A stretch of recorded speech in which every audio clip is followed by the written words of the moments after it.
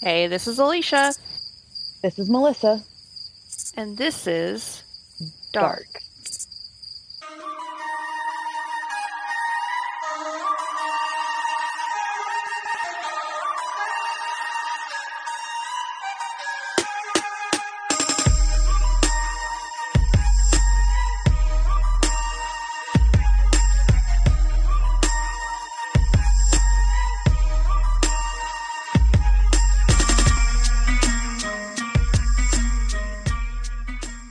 Finally. Woo! Mercury's got to fuck some shit up one more time. One more time.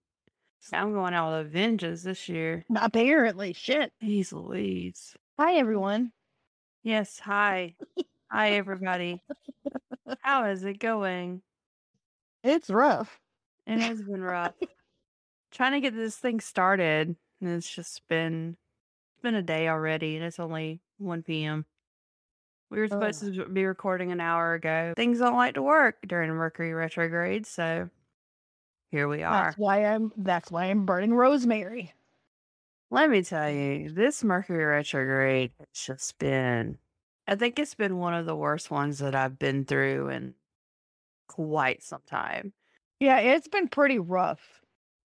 Between everything having to do with the house and the contractor, and yeah, Yeah, so it's been pretty rough. it's been really rough.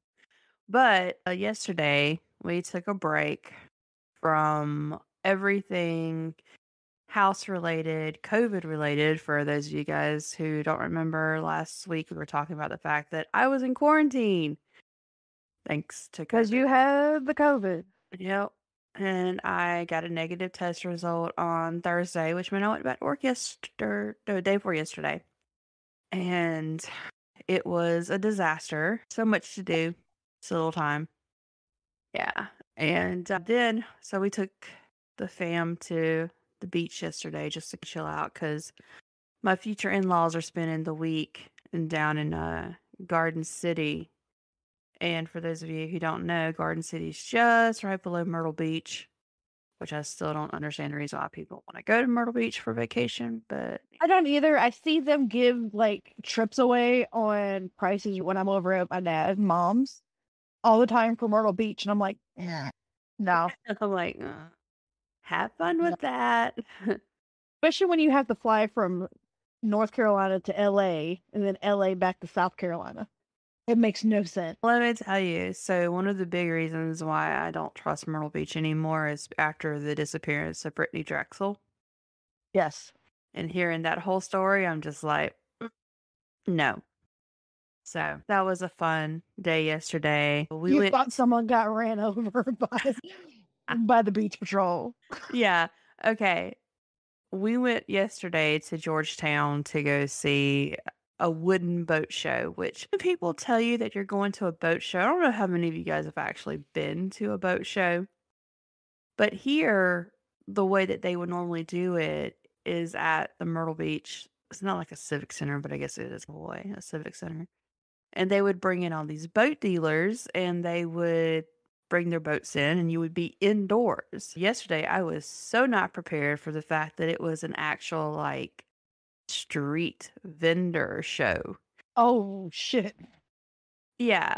And I was so unprepared. First of all, no sunscreen. Luckily, I had sunglasses. It was hot. Oh my God, it was so hot yesterday. It was pretty warm yesterday. Even up here, it was pretty warm yesterday. Yeah, and I Well, in was the afternoon. and I wore the wrong kinds of shoes. I wore those Adidas massage, what are they called? Slides? Slides. Yeah, the massage slides. They're supposed to be good for your feet, and they're supposed to massage certain pressure points in your feet, but you're supposed to be broken in by the time you wear them for a lengthy period of time. Yes. I didn't know that, and I wore them to this boat show. Oh, honey.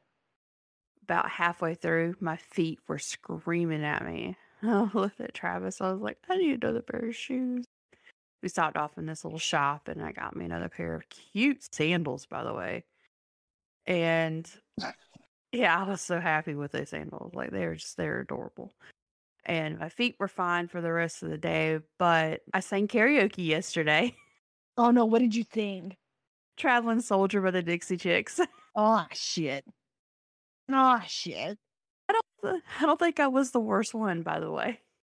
My go-to is Fancy by Reba. No, Melissa, That's you would have been that's so happy over this one. that's my go-to. There I was a haven't seen girl karaoke in so long. there was a girl who performed after me, and she chose Kesha's TikTok. Oh, shit. No.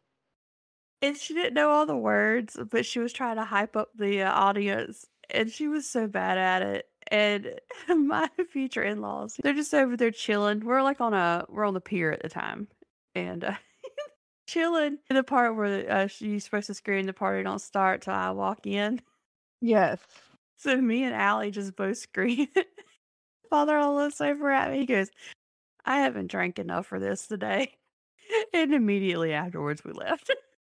And then Oh, that's when we went back to the condo and we're sitting on the balcony, ninth floor up. And I look down and I see this girl burying her brother in the sand. I was like, "Oh, that's so cute." Like, I've always wanted to do that. And then I turned back around and I start talking to everybody that's sitting on the balcony. I turn back around and there's this black thing sticking out where the head should be. So I'm thinking the kid's still in the dirt mound. And then all of a sudden, here comes this beach patrol truck. oh shit. It just runs right over the lump. And I'm sitting there and I look at everybody and I go, "I think I just witnessed a murder." Oh shit. Like, yeah, there was a kid in that mound. I don't know if he's still there or not. Oh shit. So we're all standing around on the balcony debating on what to do. And are you sure? I was like, "Well, the last time I looked, there was a kid in there." Oh goddamn. Oh goddamn. And so we're all debating on who's going to go down there and check it out.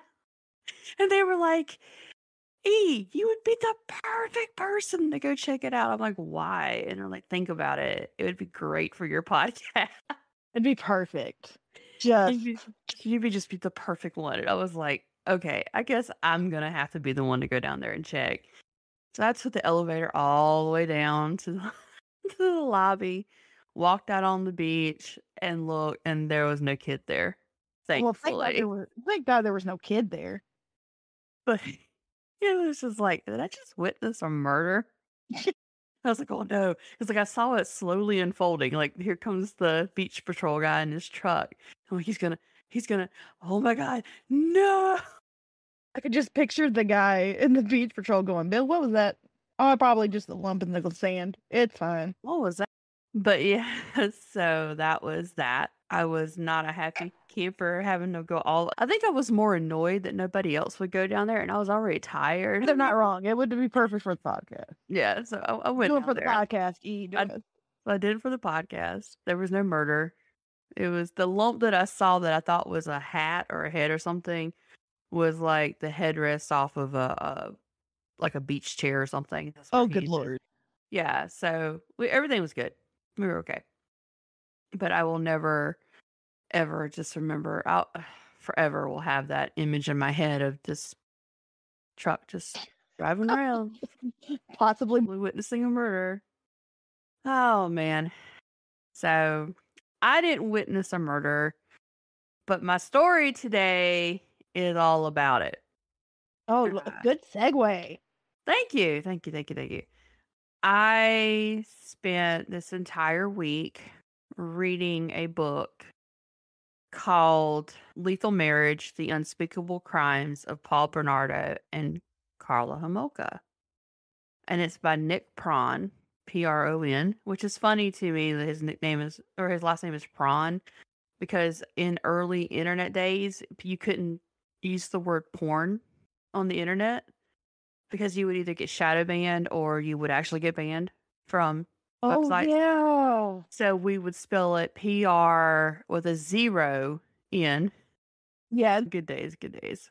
All But the days of chat rooms. oh yeah. So internet speak. I got to reading this book and realized about a chapter in that I had made a grave mistake and that this book is probably going to haunt my dreams for a while. Worse than Gaskin? Oh, God, yeah. In Oh, my opinion, yeah. 100%.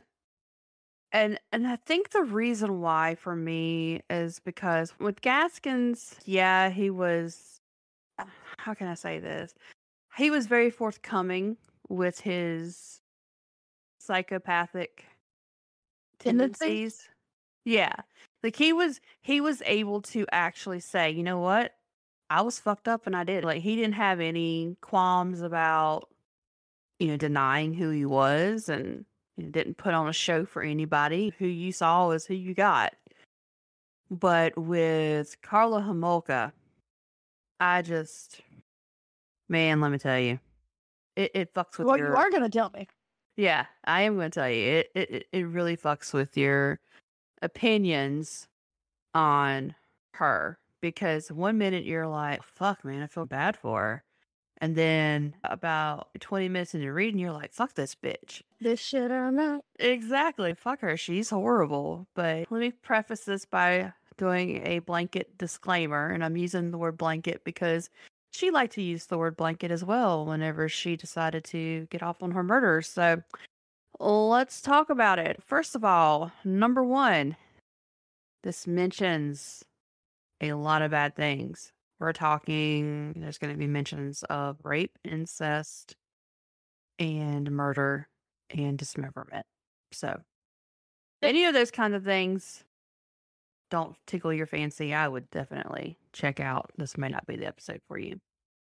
All right. So, Carla Homolka was known as a very beautiful, smart, bright, intelligent child. She was born to Karel and Dorothy Homolka. Karel was from Czechoslovakia. Okay. Karel decided that he wanted a better life for his kids versus what he had to deal with growing up in communist rule of Czechoslovakia. He left with his parents and moved to Quebec. And he ended up moving into a place called St. Catharines, which was near Lake Ontario, and married Dorothy. He had his own business. He basically worked sun up, sundown, making sure that, like I said, his family had a better life than what he grew up with. They had 3 daughters, Karla being one of them, and then you had Lori, and then you had Tammy. But of course, Karla was they don't ever actually say this, but the way that it's mentioned in a lot of my research is that Karla was like the apple of their eye. Like they had a lot of, what's the word I'm looking for? They had a lot of hope for her that she was going to be just like them, living the dream, not necessarily the American dream because they live in Canada, but living the dream and having a really good life is essentially what they wanted. Excuse me. Now, her parents loved Elvis Presley. Like, I can relate. yeah, your mom She has an Elvis Presley wallet. yeah, she loves her some Elvis. Same way with Carla's parents. They loved Elvis Presley. And they had, you remember those 70s velvet photos that people would have up in their house of like, That yeah, yeah, I know yeah, exactly what you're talking about. yeah. They even had, Elvis pictures. yes, they had those all over their house. And they would play Elvis Presley's music all the time. And she even said that her favorite was Love Me Tender. My mom's is Can't Help Falling in Love with You. In school, because Karla, even though she was really smart, really beautiful, people had thought that she was kind of strange. Like I don't know. She like her had her own way of doing things. And there was a girl that she grew up with, and the girl's name was Renya Hill. And during the time of 1976 is whenever they started. I think it was second grade, maybe. Hold on, I gotta clear my throat. Gosh, guys, do not eat dirty rice from Bojangles before you start recording a podcast. Not a good idea. Anyway, Brenda Hill was kind of a tomboy, and she was intrigued with this girl who looked like a princess. And she even called her a princess because when you're a kid and you have this image of what a person is supposed to be like, you think, oh, wow, is that person a princess? Because that's what your idea of what a princess would look like. You know what I mean? Yeah.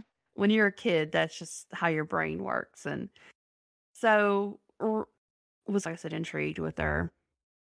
And Carla was very vocal about protecting animals and insects and things like that. And she stood her ground one day on the playground when some boys were trying to stomp on a beetle, and she pushed them away and was like, "You are not going to kill this beetle, and you need to leave it alone."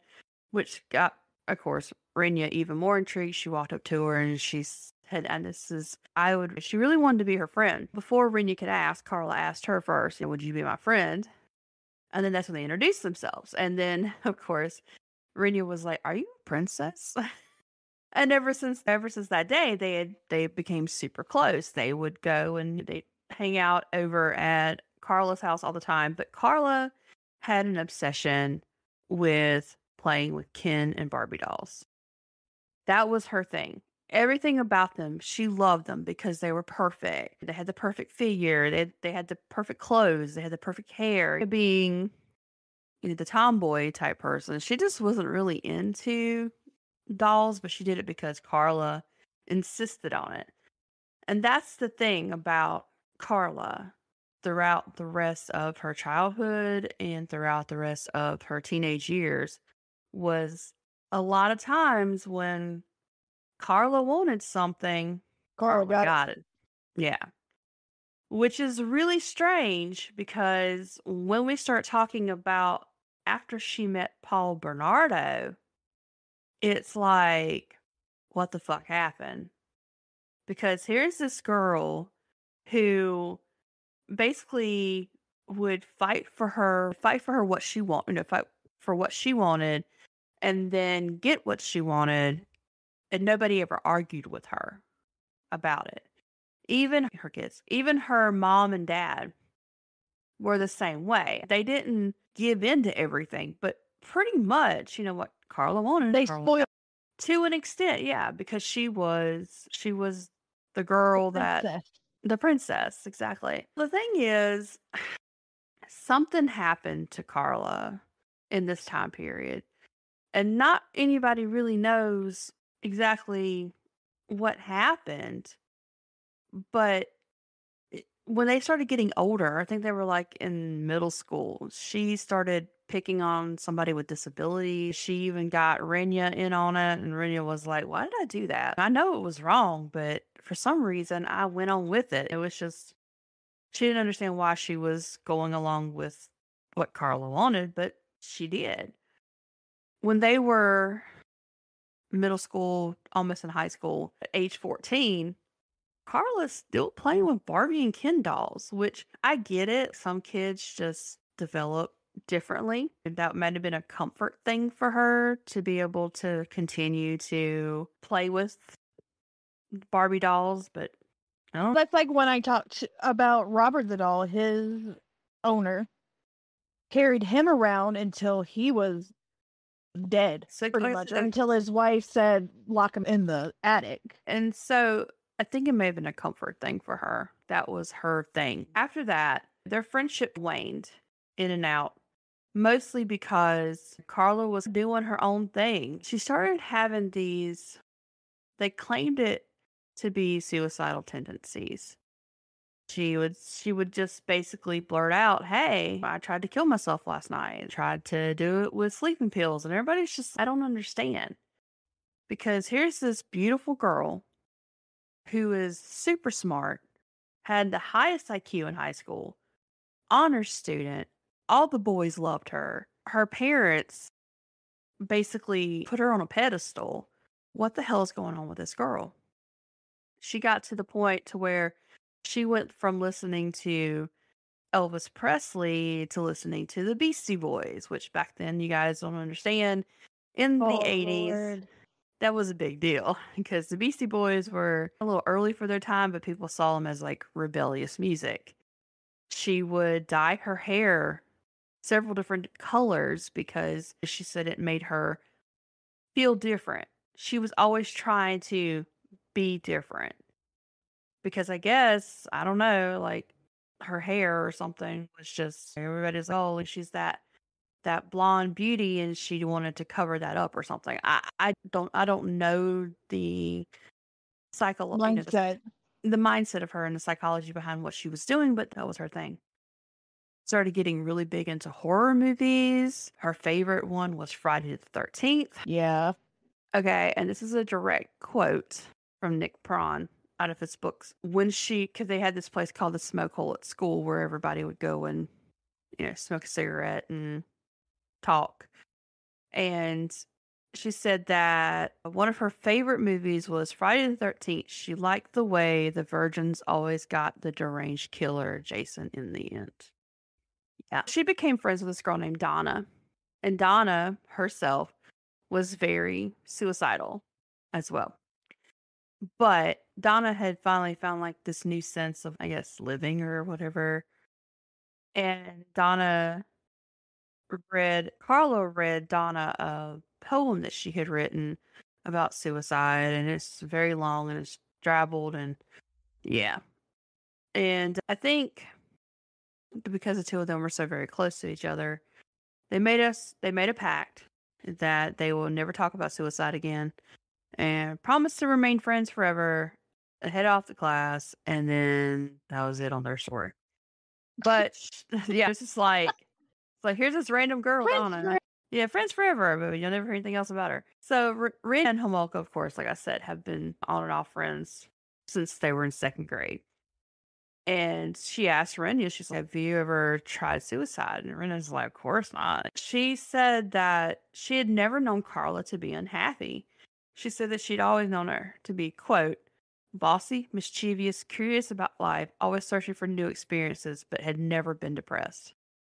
So everybody's so confused as to where this is coming from. Like I said, Homolka was the attention of a lot of guys in school. Some of them not in school, they were out of school. Just very, very, I don't know, what's the word I'm looking for? Hold on. Oh, I think attractive is probably the best way to put it. She was very attractive and attracted the attention that I don't think she was ready for, but it was there. Yeah. Yeah. And yeah, she had a boyfriend who ended up breaking up with her and moving to Kansas City, and she wanted to go visit him. So she saved up money from her part-time job at a pet store.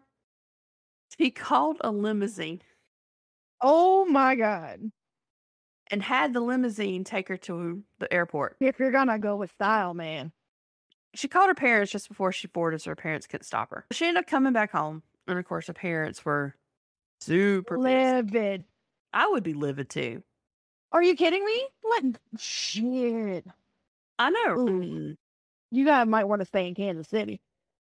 Yeah, you might want to stay there. They had, like I said, they had spent some time apart again because that's just the kind of friendship they had. It was like waning in and out kind of thing, doing their own thing.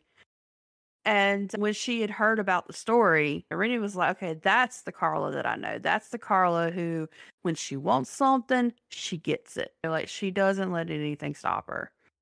Her problem was that as much as she loved her parents, she always felt like Homolka always felt like they were taking over her life. I think her. Yeah, they were pushing her too hard and she just didn't like it. One day, Renya and Homolka met up at the movie theater and she was dressed in all black, had black streaks in her hair.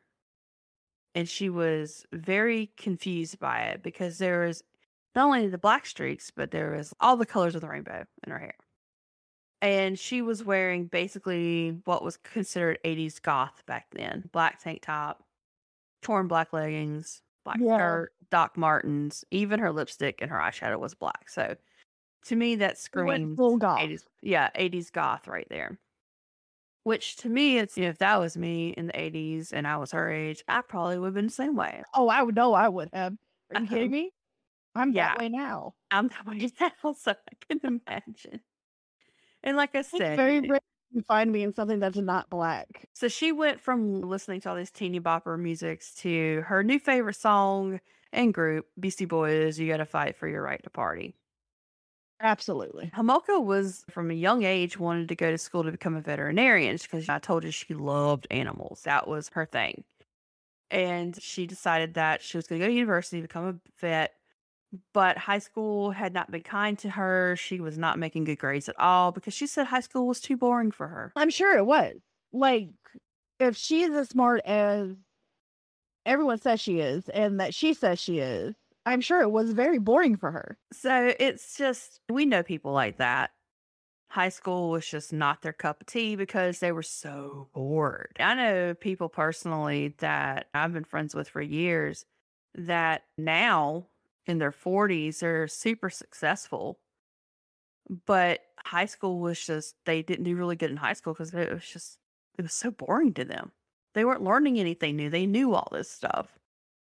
So yeah, that's where she was. And remember, I was telling you she was working at that pet store. Apparently, the pet stores have conventions, which I didn't know that was a thing, That's the but thing. that's a thing. Everything has a convention nowadays. So I mean, Yeah. might as well. Well, this was in the 80s too. So in the 80s, there was definitely a convention for pretty much everything. She found out that when she was talking to Renya after a movie one day, that Homolka was going to a weekend trip to Toronto, and she was going with her boss from work and some friends, and they'd be staying at a hotel in Scarborough.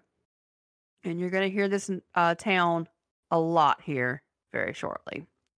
It had been in the news all that summer before because several women had been sexually assaulted while walking home at night. They were walking home alone. They had been assaulted, and the assaulter got the name of the Scarborough rapist. Okay, I've heard of them. Yeah, she was going to be going to this town, and she went. She had a good time. One day afterwards, sometime in that October after they had gone to this trip, Renya had called Homolka just to check on her. Like I said, their friendship waning in and out, so she wasn't really sure. At the time, Homolka was 17. And when she was in Scarborough on this convention trip, she had met a man at the age of 23, had come from a middle class family. He was going into business for himself and he wanted to become a millionaire.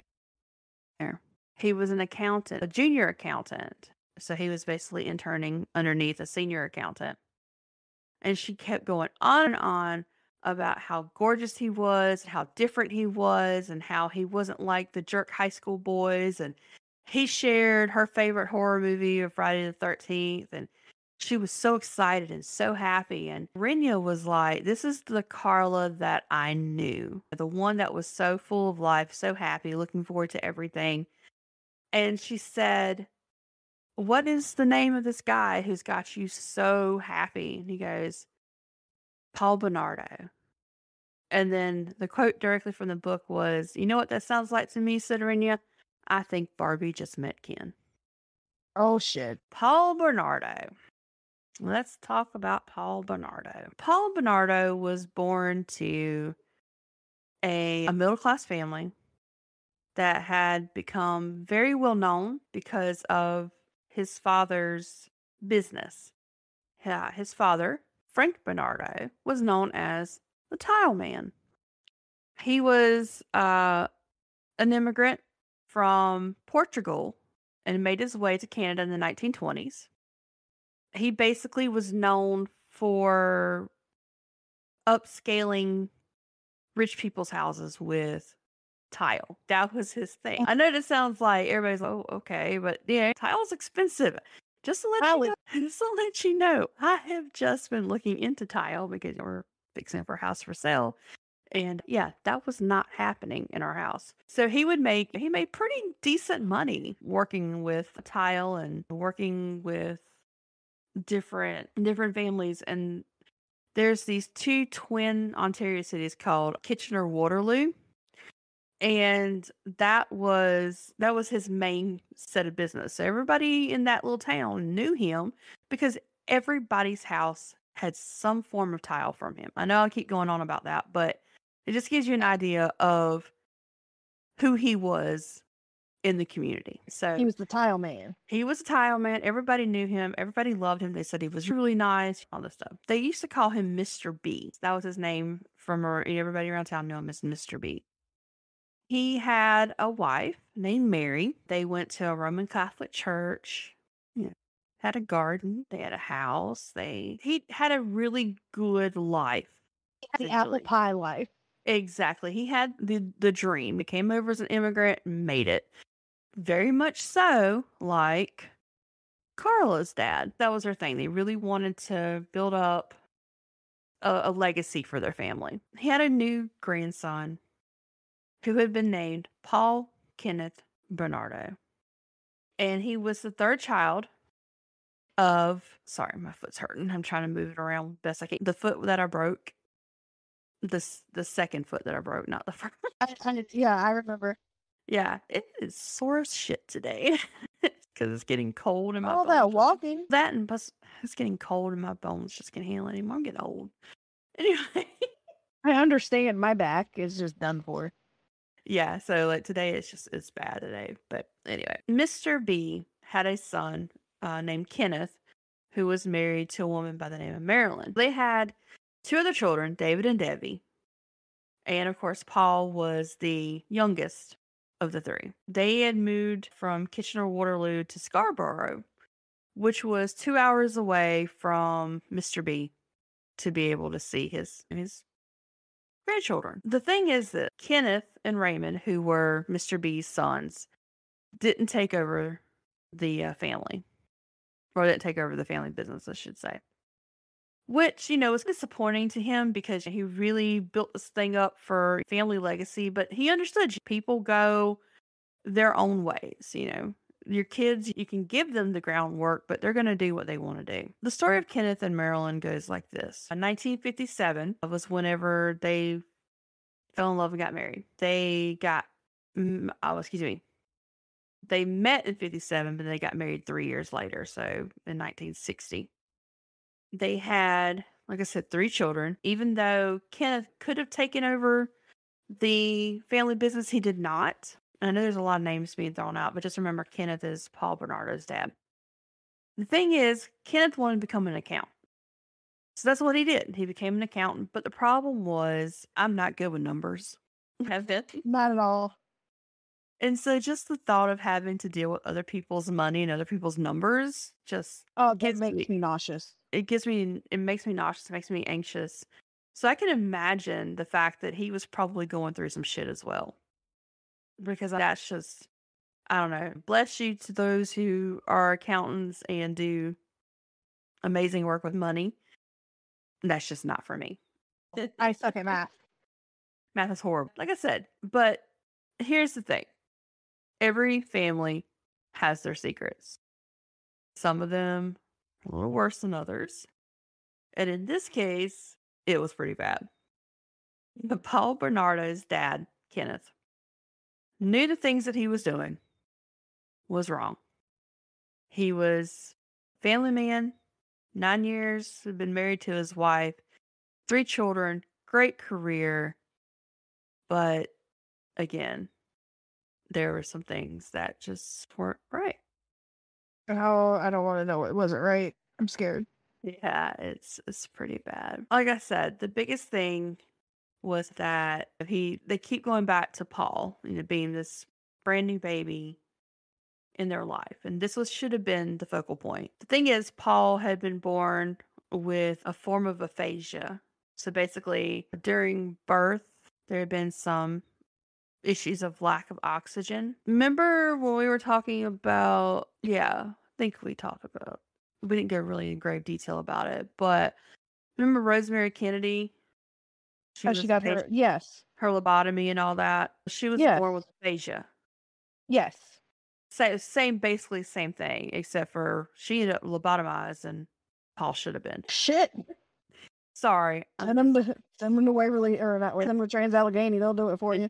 Exactly. They claimed that there was no permanent brain dysfunction, but you and I both know whenever you start talking about any sort of brain damage, especially at a young age, what normally tends to happen. So, yeah, we'll get into that in just a few. The thing about it is, he couldn't speak for a really long time. And that was a big deal with the family because Kenneth wanted to have this basically the same way that the Kennedy father was. He wanted to have this image. And Yeah, he had this Paul, image to uphold. exactly. Paul's mom, Marilyn, was not really that big of into the rebellion of the women don't have to stay in the kitchen and they don't have to raise the family, but she was pretty content with it. She liked being at home. She loved cooking dinner and having fresh baked cookies ready for her kids and all that other stuff. And but wow, was Kenneth an asshole. She had put on some weight. Yeah, I'm being serious. Like, this family's fucked up. She had put on some weight, obviously. You have 3 kids, it's going to fucking happen. Like, I had 3 kids, my body went to shit. Like, I it's had just a one thing. kid. It just happens. It's a thing that happens. So she still tried to be pretty for her husband, the whole thing. The problem was her husband had a very bad issue. He liked little girls. See where this is going? Yeah, and he liked them very young. 9 was one of Oh my them. god. Yeah. He would take them out to the pool, and Paul knew from a young age that when his dad was in the pool with one of the girls, not to go to the pool. Okay, that's just gross. Yeah. But the problem is, shit like that doesn't stay hidden for very long. No, that kind of shit doesn't stay buried. Paul, they said, was a very happy, sweet boy who had dimpled good looks. Mothers and women would, as they were like walking by on the sidewalk, would stop and say, "Oh, don't you just like the cutest little boy?" And they would pinch his cheeks and he would smile and be just as happy and outgoing as he possibly could. He was a Boy Scout. His speech got better. Things were going good for Paul Bernardo despite the bullshit that his dad was doing. But the thing is, there's something about families that have that kind of issue. It does tend to pass down to children. Yes, it's a generational thing. And Paul's favorite thing to do at a young age was be a peeping Tom. He would go to houses and hang out in bushes and watch women take off their clothing. He would masturbate while watching this happen. And he had gotten away with it for a little bit of time. And the thing is, you don't get away with that kind of shit forever. And he eventually got caught. And his mom found out whenever one of the women saw him and actually caught him and then drug him home. And his mom got pissed off and was like, don't, how you dare you touch my child? And she's like, if your child wasn't such a peeping Tom. And so No shit. poor Marilyn's just Both sides. so essentially it was just one of those things where they eventually found out about what his dad was doing. So that was the thing that happened. Then it was Paul Bernardo going around the neighborhood and doing his thing, which, of course, again, yeah, made the family look bad. Somebody thought it was a great idea at 16 years old to let this peeping Tom go work at a camp as a camp counselor. Oh, that's a great idea. Yeah. And That what he is would brilliant. Yeah, so what he would do is during how camps are when you're a teenager. You hook up with somebody at the camp and you guys go sneaking off to make out and stuff like that. So what I he had would no idea. I never got to go to camp. Oh, I didn't get to go to camp either. I'm just saying, like, That's the um, stereotypical camp experience. this is yeah, exactly. And so he would go, and what he would do is he would actually hide out in the trees and watch teenagers making out. Live Yeah, porn. yeah, That pretty much. live child porn. That's just disgusting. Yeah. Yeah. And like I said, the incident with him getting chased out of the bushes actually happened when he was a little bit older. It was right after he came back from camp. Yeah. She saw him and ran out and called him a pervert, called him a sicko. And they basically like had this big, huge showdown in the neighborhood, like right there in the middle of the neighborhood. Now, at the time, there was a constable by the name of Eddie Grogan, in which, by the way, you're going to hear his name later on. And he had been transferred to the area of Scarborough, basically to do just some patrol work. Like he wanted something to slow down a little bit because he had been working in Toronto and he got tired of dealing with the big criminals in Toronto. So he wanted like something slower. Little did he know that that was not going to be the case, but he did show up to where all these people were standing in the middle of the street, basically getting on Bernardo's parents about allowing him to roam the neighborhood and become a peeping Tom. And Grogan said that little did he know that he was going to be facing Paul Bernardo later on. Now, come to find out, I don't know what made her do this, but Bernardo's mom had a photograph in her hand one afternoon. Oh, excuse me, that afternoon after the whole bullshit with the peeping Tom thing. And she came walking straight up to him, slammed a picture in front of his face, and told him that this was her real father, that this was his real father, and that Kenneth was not his father. Oh shit. That's a way to say that you're not the father. The thing about it is, and here's the thing that I don't understand. I think she was trying to find excuses for the reason why her son was behaving the way that he was behaving. Even though, in all honesty, if there was going to be anybody that was going to be the father to take after, it was going to be the man who was raising him. Yeah, Obviously. nature over nurture. Exactly. And so she would call him the bastard child from hell. And just, it was just, after that incident, she was pissed. Yeah. Yeah. He basically hated his mother, really hated his father after he found out that he had been abusing young women. So it's really strange that he hated his dad for the way that he treated young women, hated his mom because she had an extramarital affair that could have resulted in his dad not being his dad. And his anger just basically started building from that point on. And he really started to hate women in general. Paul Bernardo, despite being an arrogant asshole, was one of those guys, this kills me. He was one of those guys who thought that he was going to become the next Vanilla Ice. No. Why, Jesus? Did he have the line shaved in his eyebrow? And the side of his head. Oh. I know someone that did that. Sweet Lord. Yeah. Crystal actually had lightning bolts shaved into the side of her head, though. And honestly, I think that's a way cooler than just the lines, but She did. She had lightning bolts. She still had the line in her eyebrow. I do remember that, but she had lightning bolts shaved in the side of her head. Oh, the early 90s. anyway. So his raps were atrocious. Okay, I got to read the lyrics. It was no Eminem. Oh God, no. Oh no. They're bad. His album, his whole thing was the fact that everybody thought he was too much of a pretty boy because he was supposedly like this really gorgeous looking guy. And I looked at pictures of him and I'm just like, can't see it.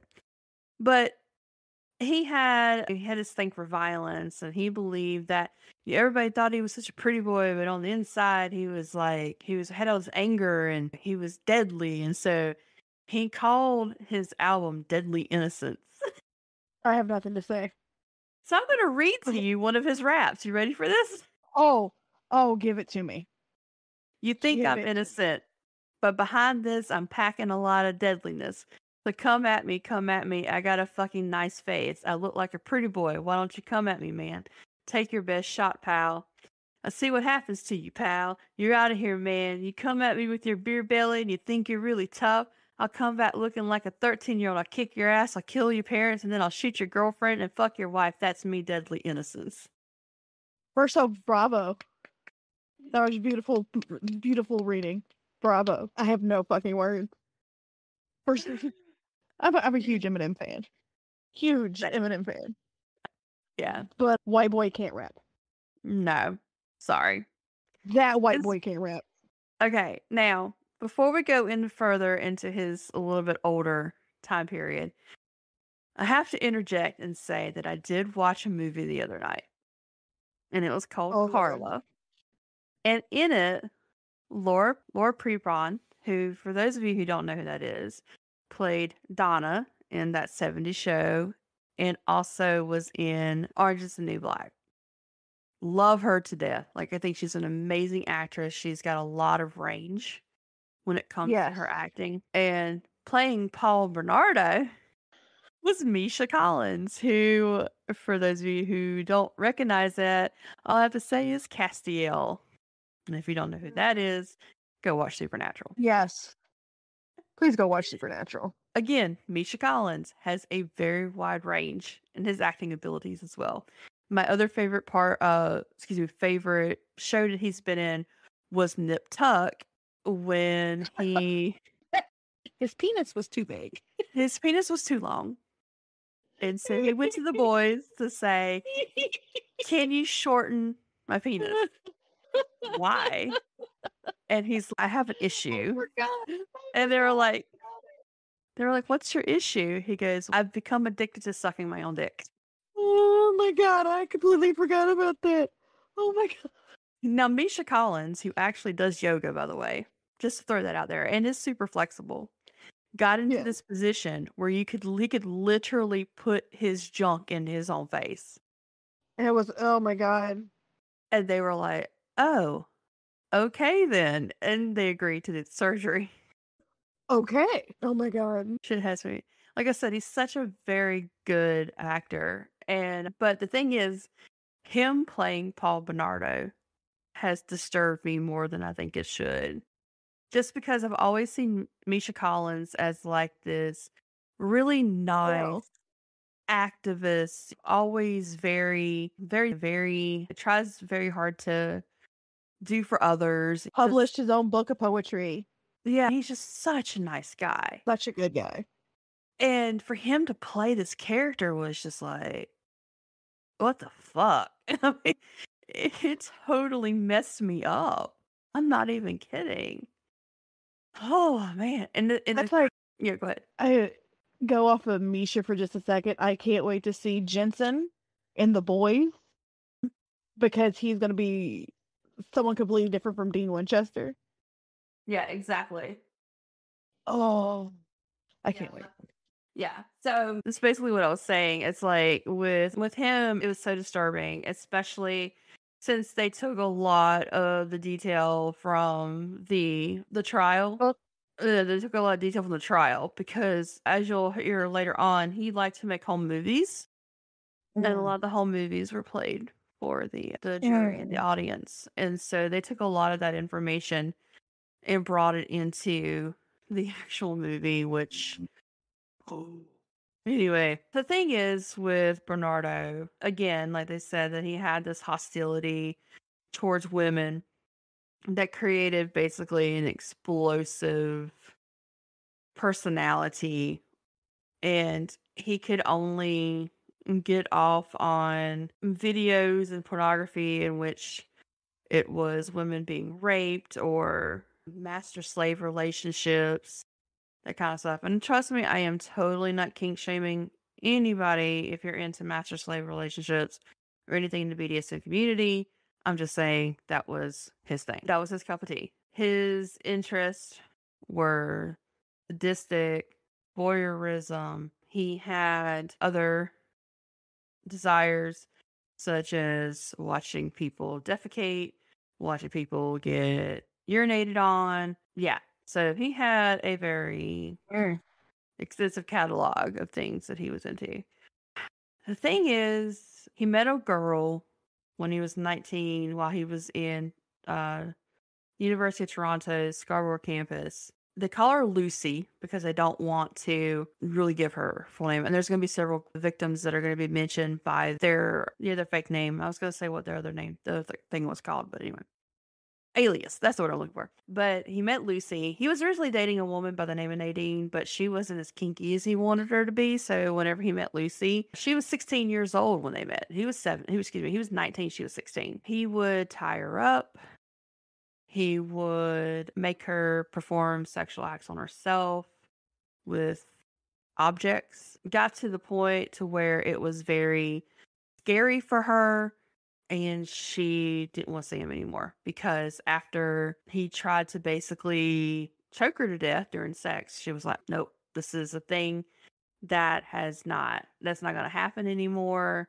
Her father was a police officer, and she could have very well had just ended him right then and there. Definitely not victim blaming. She handled it the way that she wanted to handle it, and she eventually broke off the relationship because she just couldn't handle it anymore.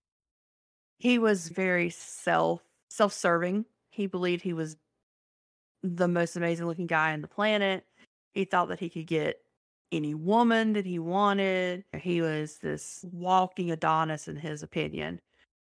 And like I said, I still don't see it. But anyway, It looks like, 'cause I don't remember. yeah, he's not attractive in my opinion.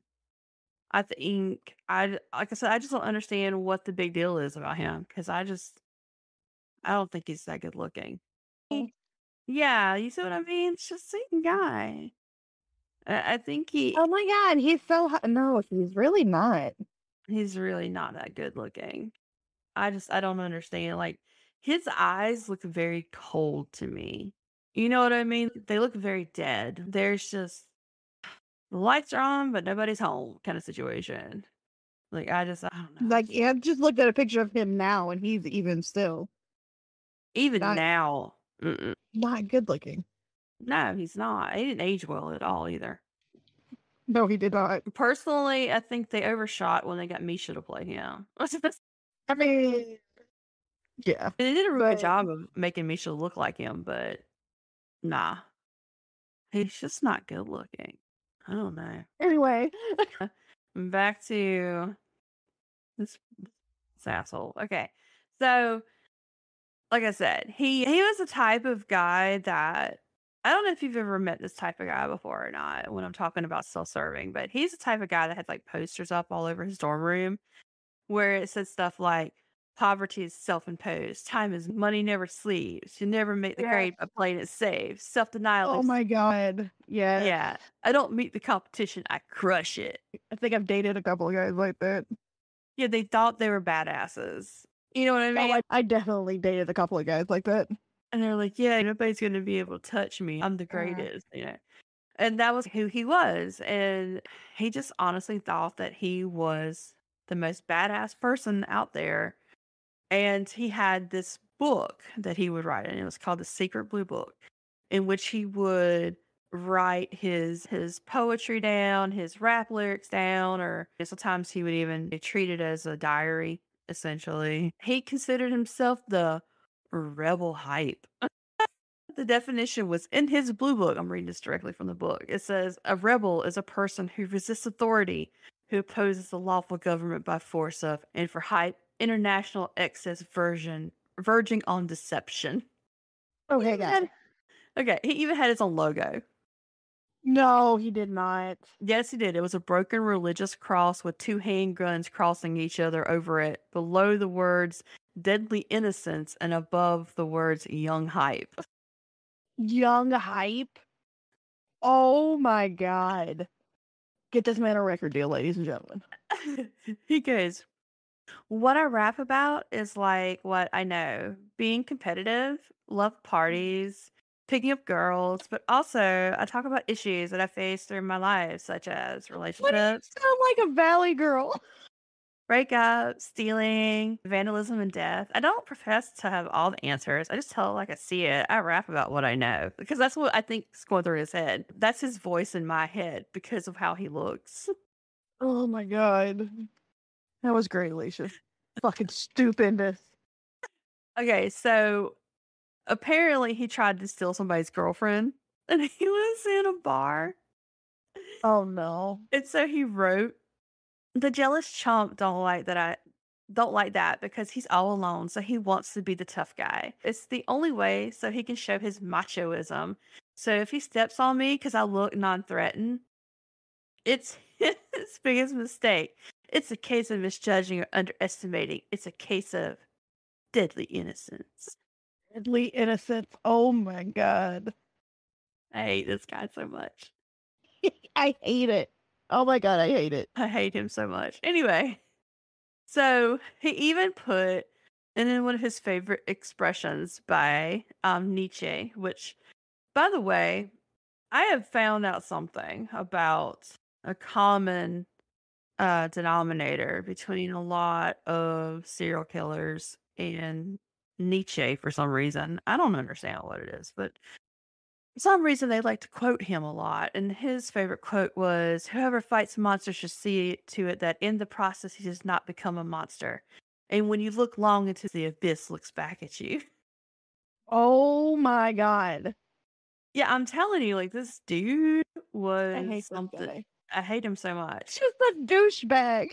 He is a douchebag. Like he is just like I said, you think that you think it's bad now. Wait till later on because holy fuck. So a lot of people say, well, maybe he was just crazy. No, psychiatrists said that he was fully in touch with reality.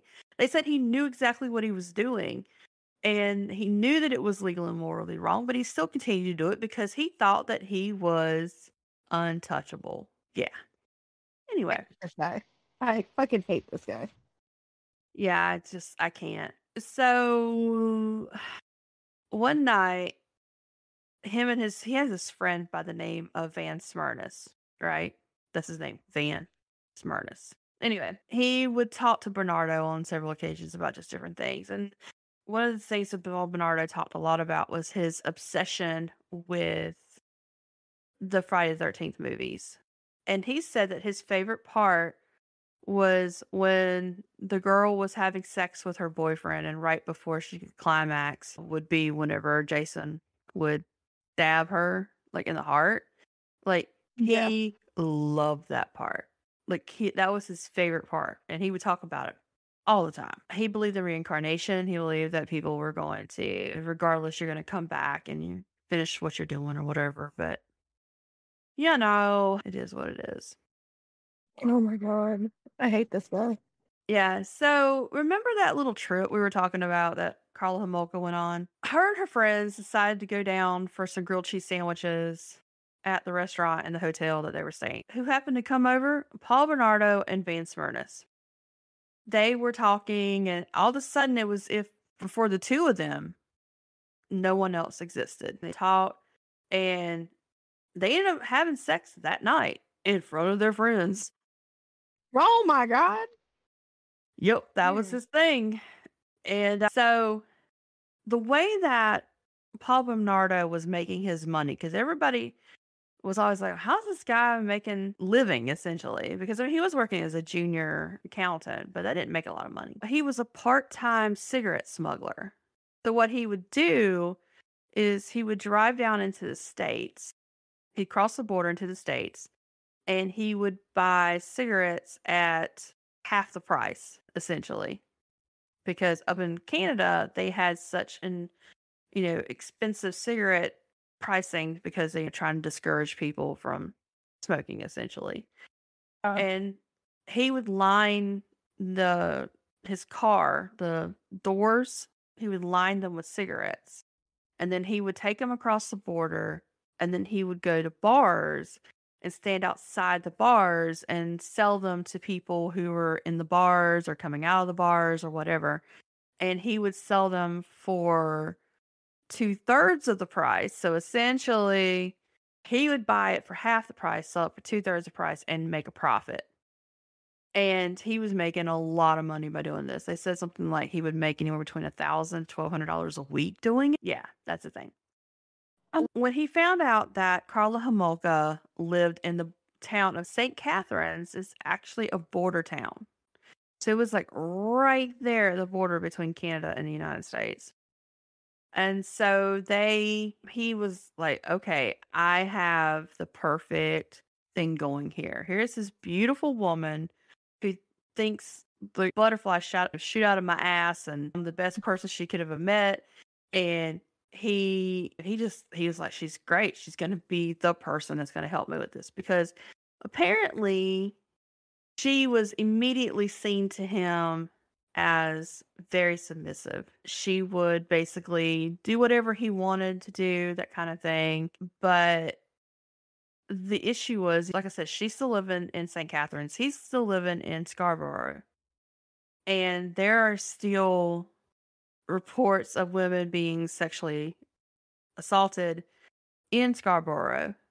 And they're super busy trying to figure out who's doing this. Finally, around this time, one of the victims came forward and they were able to actually get DNA from her. The problem is, at this time period, DNA is very new. And it's not like in the movies or in TV shows where you send off a DNA sample and you get it back in 15 minutes. That shit just didn't happen. No, this took like weeks. Not just weeks. It can actually take Months. years. Oh, shit. Yeah. During this time period, they had finally got, like I said, a DNA sample and they had sent it off to the lab. The problem is back then, it was easier to have the DNA to compare it to. So it wasn't like, it's not like the United States where we have CODIS, where we Okay. can basically put in DNA and compare it to several million people. Back then, they didn't have that, especially in Canada. That was very new to them. So they had to have something to compare it to. So what ended up happening was, just to put that on the back burner for a second, Bernardo and Homolka started seeing each other a lot. So Wednesday night, when he would finish up at work, because he worked at this place called Price Waterhouse as a junior accountant, he would come over to see her at her house, drive back, come back again that Saturday, drive. This was back and forth, back and forth, back and forth, back and forth. A lot of back and forth. And it got to the point to where it was too much. For the first 2 months of their relationship, she would send him a letter a day through the mail. She'd go get cards or she would write a letter and she was sending them every day to his house. Every day. Like she became super obsessed with him. And he loved it. He ate it up. Okay, so here's this girl. When he ate that shit up like it was candy. Exactly. Like he needed that attention. So he was spending his weekends at the Homolka house. He would sleep in a different bed. But once everybody would go to sleep, of course, obviously they would sneak off and do their thing. The thing is, Bernardo started becoming a little bit borderline obsessed with Homolka's 12-year-old sister, Tammy Lynn. And he would watch her sleep, would wait for her outside of her window to watch her change clothes. Like it was bad. But of course, obviously nobody ever knew about it because he tried to keep it as much of a secret as possible. 1987 rolls around and, 1988 rolls around. And he's still communicating between Scarborough and St. Catharines. And it's getting to the point to where it's just too much. Obviously, if you guys haven't come to the same conclusion, Paul Bernardo was a Scarborough rapist. He would attack women, make them say, I love you to him, tell him he was the master, he was the king, he was the best person there ever could have been, all this other stuff. And so this one night, this is the one I was talking about where they finally got the DNA. They don't say her name, but she's 22 years old. And she had gotten off the bus and it was around 2 a.m. and she was walking to her home. And most of those houses in that area were like middle to upper class. So it was a really nice neighborhood. He dragged her into some bushes, told her not to look at him. He would hit her. He would always hit his victims either in the face, the back of the head, and the shoulders and the arms, anything to cause pain. He ended up raping her and making her say, I love you repeatedly. She ended up going to the hospital where they luckily had distracted the DNA from her. And yeah, so that was a thing. that would eventually like lead to his demise. But anyway, I really hate this guy. yeah, he's something else. Like I have a list of all his. They had to actually divide up the list between the Scarborough rapist case and the actual schoolgirl killer murders because they're two separate Oh things. God. From May 4th of 1987 to July of 1990. Yeah. I am going to do justice to these victims in part 2 because I don't want it to be just like, oh, they did this. You know what I mean? Like, I really want to, Yeah. make sure that these people's names are known because it's fucked up. But anyway, just to continue on to this one particular part right before we get to Tammy Lynn, because that's going to be in the next episode. Bernardo, like I said, him and Carla Homoka had been dating for quite some time. And his biggest issue was the fact that when they met and they had sex for the very first time, she wasn't a virgin. And he would make her feel like shit about it. He would always be like, since you weren't a virgin when we met, we should do it up the ass, is what he told her. Oh my God. You owe this to me because you weren't a virgin. Bitch, I don't know you shit. Sorry. It's a That shit. Yeah. And so this was a thing that kept happening. And like I said, a lot of people kept disappearing and a lot of women were being raped in Scarborough. And it was the same adage, look, don't look at me or I'll kill you. You tell me that you love me, all that stuff. Remember Eddie Grogan, Yeah. the police officer that stopped the street hustle of everybody trying to basically get on Paul Bernardo about being a peeping Tom? Guess who is now the one taking over the Scarborough rapist case? No shit. He would be pushed to essentially following the bus routes and go stopping at bus stations and would sit in his car and, just basically to see if they could see anybody. They knew that the guy, based on some eyewitness testimony, that he was male, white, 180 pounds. And he was like, okay, so that's like, So just like a random, just every guy. for all we know, it could be Brian Laundrie. I'm just saying. That bastard. Please don't sue me. Anyway, but that's what I'm saying, that he was like average. He's a good looking guy. Average. But He looked like every other guy. he looked like a guy, just a guy. So what they ended up doing was Grogan, that was his job, was to watch the bus stop, and people in the neighborhood started realizing that there was this guy sitting in his car, and eventually they realized that it was a cop, and the people in the neighborhood would bring him food and coffee. I'm like, wow, you're doing a great stakeout. Yeah, that's real just nonchalant. So Christmas comes around that year, right? And Bernardo, who for some reason or another thinks that he's made money, bought all this like expensive Christmas presents for the Homolka family and all this other stuff. But after Christmas, there were demands from Bernardo for anal sex because he still felt he kept saying, "You weren't a virgin. I deserve a virgin. I don't love you anymore." Oh my God. If she owed it to him. Yeah, that's what he thought. That's disgusting. God, I can't believe I'm going into this detail, but he made her nickname his penis, and she called him Snuffles. Oh, little guy. And that's what she would call Oh him. my God. She would always call it that. And he liked her to call herself names. And it's just, I don't know. Like, she was so in love with this guy that she honestly would have blown up the moon for him. Like, that's the Yes. whole point in this whole thing, is the fact that a lot of psychiatrists and psychologists believe that she suffered from the ultimate Stockholm syndrome. It was bad. Like she really had it bad for him and would have done literally anything for him. And she did literally anything for him.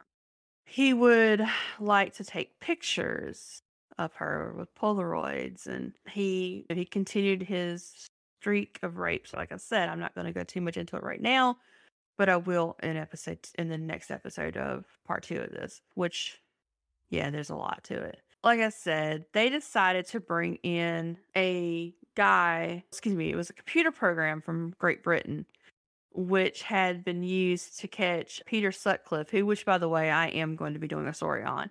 He killed 13 prostitutes in Yorkshire, and they used this computer program to basically break it down to who it could be based on so many different personality traits, things like that.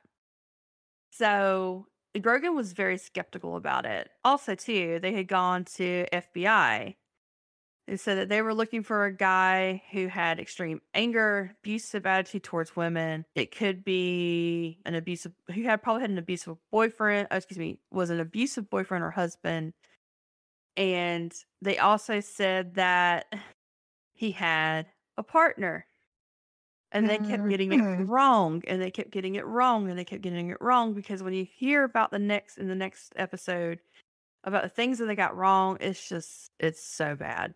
It's so bad. But anyway, so back to Paul and Karla. He got tired of driving back and forth, ended up staying more and more in the house at St. Catherine's with the Homolka family. The thing is, whenever she would talk about anything, give us Paul this, Paul that, she gave up her aspirations of going to veterinarian school. He even convinced her to stop, saying that university was going to be a waste of money. Yes. So essentially, what ended up happening was Karla and her parents got into this big, huge knockdown, drag out argument because she had spent like $300 in long distance calls.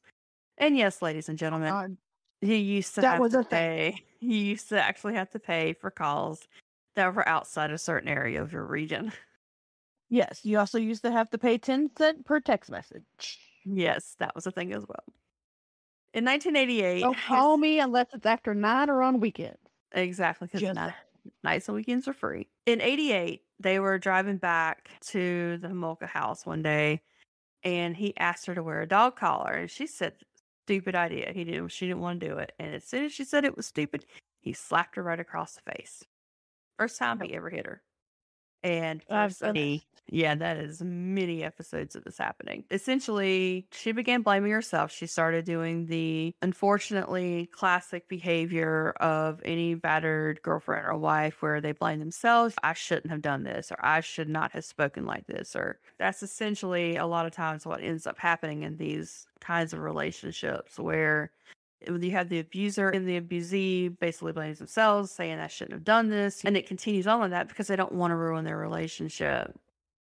And he would keep hitting her, and he would call her names. He'd call her a bitch. He would call her a cunt. And not only that, but just in front of friends. Oh, I know you hate do. that word. Yeah. Okay, sorry.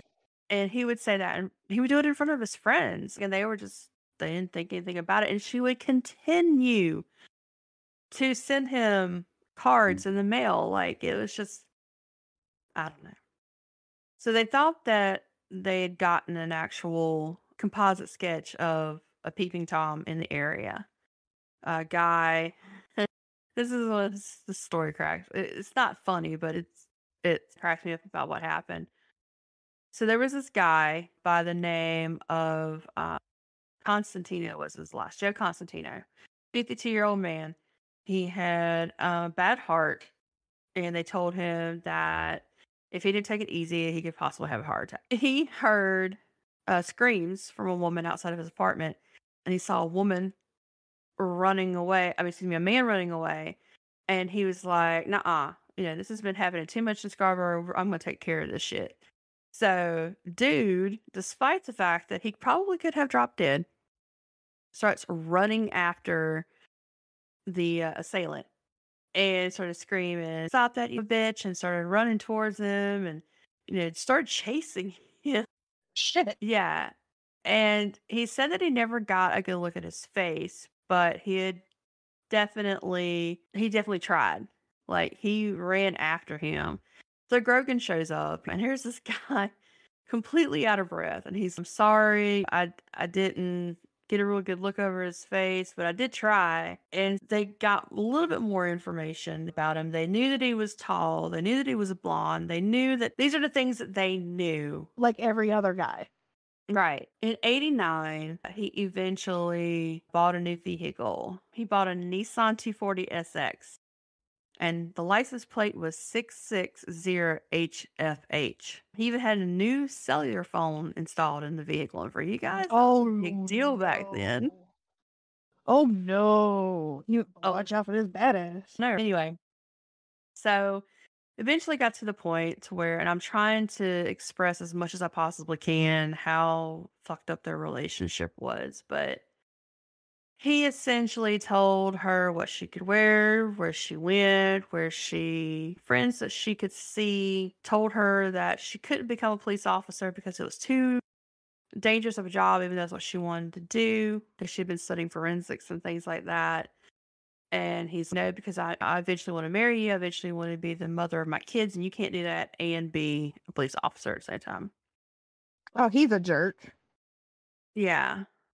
So Homolka's mother and her got into a big argument, and there was a lot of just things that ended up happening, a lot of series of events to where Homolka and Paul Bernardo ended up moving in together in a place called Port Dalhousie.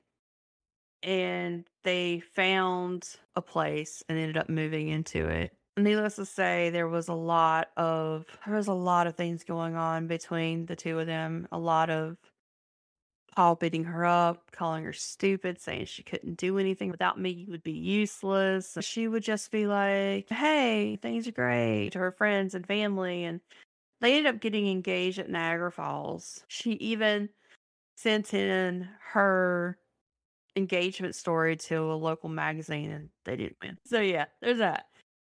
She's telling her friends about how great they are, and that she was going to be a June bride, and it was going to be a huge wedding. Plates are going to be $45 per person, and my parents are so excited for us. And he got to the point to where he was so tired of their sex life. Like, he was like, you know what? I'm not happy with this. On a trip, had sex with another woman, it would be okay. And she had just been waiting. Oh, absolutely not. It's just, if you do that, I'm out. I don't want to do this. Oh, yeah. So finally, he said to her, what if that second woman joined them in a threesome? And she wasn't, good with that idea. And so finally, after much pressure and pushing and everything, she finally said, okay, if I were to do this, who did you have in mind? And then he said, your sister, Tammy Lynn. And that's where I'm going to leave it for the first part of the episode. Sorry. It's like Cliffy.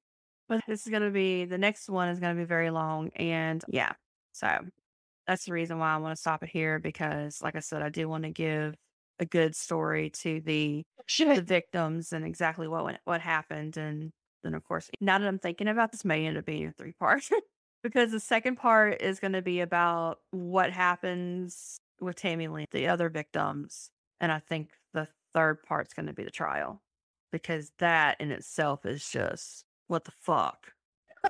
I'm telling you, this one, I did a really big deep dive in this one because I really wanted to get as much information as I possibly could about the story. You're doing a good job. Thank you.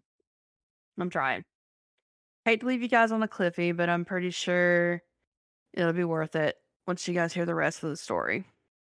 So yeah, too bad you're not getting it next week. It's your turn, and then you guys are gonna get it from me the next week. So you guys just got to hold on. It's worth it, I promise. Plus, it'd be good to have a little palate cleanser because this is going to get bad. And bad. Mine's funny, or not funny, but mine's about a cemetery. Ooh, awesome! Yeah, that'll definitely. Not just a cemetery. Yeah, that'll definitely be the palate cleanser that we need then, for sure. But anywho, I am going to go repair a bathroom now. I am so excited. Loads of fun. But I don't know what I'm gonna go do. I might just go sit down and finish my coffee. Sure, you don't want to drive down here and help me with the bathroom? Oh, I'm positive. Do not blame me. Anyway, I may try to figure out what ghosty is walking around my house. That's a good idea. That's a real good idea. Oh, Like, by the way, so the new episode, I can't wait to talk to Christina over at Red Room Cosmetics about this. But the latest episode of The Haunted Museum from Saturday night huh? was about Charles Manson. No, it was like I'm watching that. When I started watching it, I just couldn't do it. This one, they used a lot of the picture of him that she took and put lipstick and makeup on him. Well, Yeah. So I saw that and I yeah, was I like, started watching the first episode. It was just like, okay, this isn't it. it's okay. I think the other Eli Ross show was a lot better. The Ghost Ruined My Life. Yeah. That one's good. Last night's actually freaked me the fuck out, not even gonna lie. But all right, ladies and gents and ladies and gentlethems, I am exhausted from the beach trip yesterday. And so now I'm gonna have to go repair a bathroom. But don't forget that we do have a lot of presence on social media. You can find us at Dark Podcast US on Instagram, Facebook, Twitter, and our email address is darkpodcastemail@gmail.com. exactly. Don't forget our November Listener's Tales episode will be coming up very shortly. So if you would like to submit a story to us, you can definitely use that email. I had some guys over at the, I want to give a quick shout out to the Three Little Pigs podcast across the world and the other side of the world, I should say.